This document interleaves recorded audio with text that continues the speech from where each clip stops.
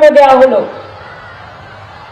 আমার পাড়া আমার সমাধান প্রকল্পে জেলা জুড়ে আরো 6063টি রাস্তার সংস্কার ও 1086টি রাস্তা উন্নয়নের জন্য আমার পাড়া আমার সমাধান থেকেও প্রায় 66 কোটি টাকা দেওয়া হলো। সোনারপুর গ্রামীণ হাসপাতাল 120 শয্যা বিশিষ্ট ভবন 44,78 লক্ষ টাকা দেওয়া হলো।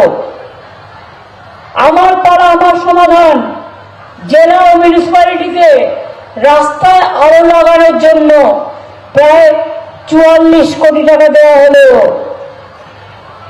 আমার পাড়া আমার সমাধান জেলা জুড়ে প্রায় 890টি নলকূপ আর পাম্প স্থাপনের জন্য 822টা 17 কোটি 10 লক্ষ টাকা দেওয়া হলো।